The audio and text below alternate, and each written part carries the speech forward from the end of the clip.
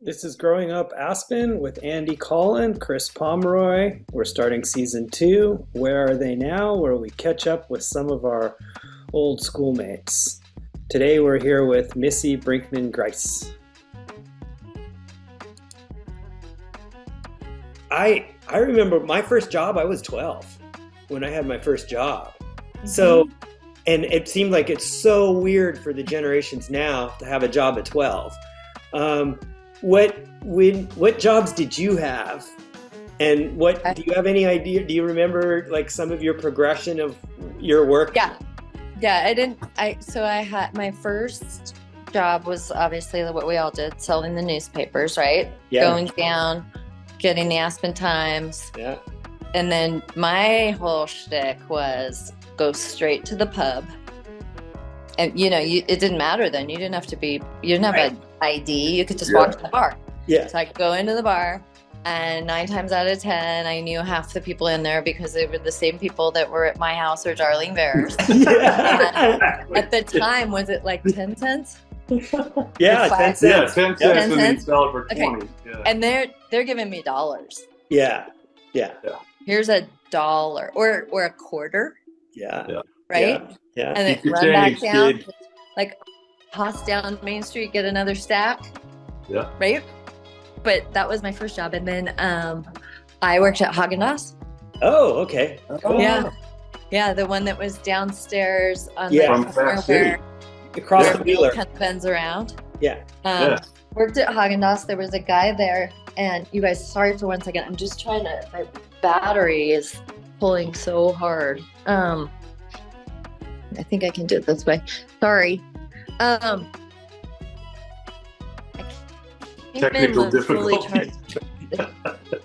Yeah, I'm having a technical difficulty, and I'm in somebody else's office, so I'm trying to figure out where the power cord is.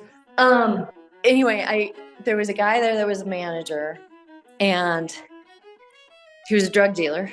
Yeah. And when you would come, there were people that would come in, and if they ordered like a steak, and I don't really remember, like just pretend it was like chocolate vanilla and put strawberry on the top, and that was your signal to go in the back and get the manager, and he would come out with the cup and a lid Yeah.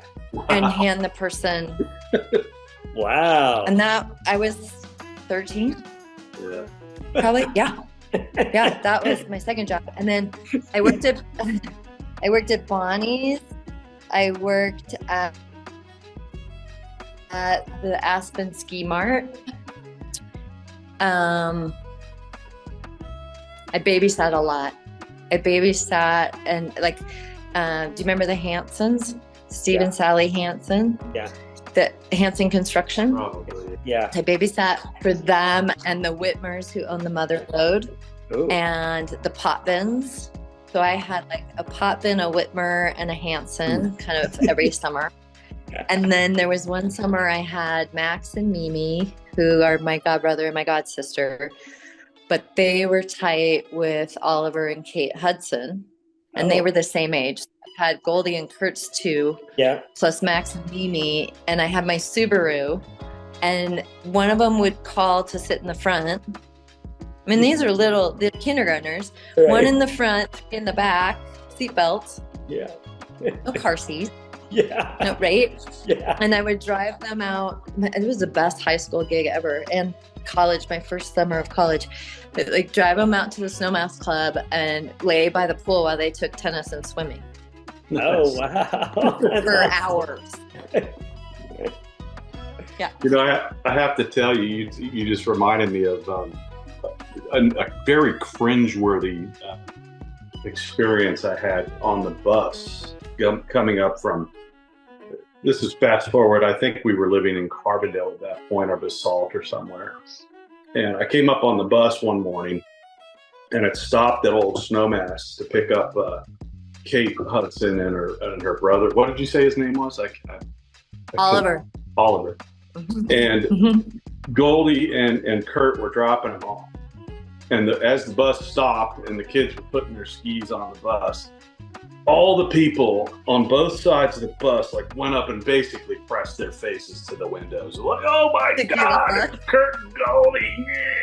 And I'd never forget how sad it was because the kids got on the bus and sat down and they were just like shrinking. Yeah. It was just one of those where you're like, I mean, most of the time people were respectful, right? yeah. I mean, most of the time people were like, look these are just our, friends from the town and our community members, but I know what you mean.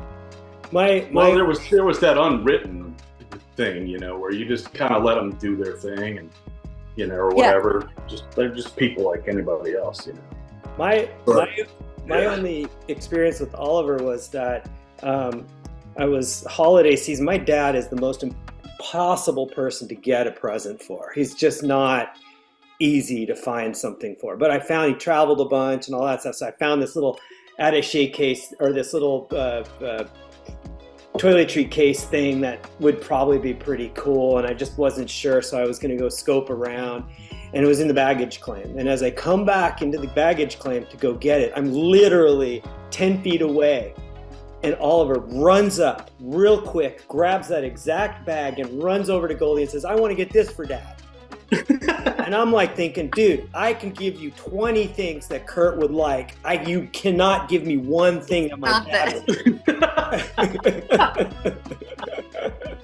I think I deserve it more. That's funny. Yeah, so that was early. That was when they were that was kind of, I think, early 80s when they were just starting to come into town. Yeah. When did they get into town? I think they came in the early 80s, if I remember correctly. Yes, I would have been babysitting in like 82, 83. Yeah, that's what I'm thinking. 84. Yeah, something around there.